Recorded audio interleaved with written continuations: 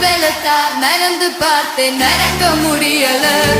என் கோல வெள்ளத்தால் சுமந்து பார்த்தேன் சுமக்க முடியல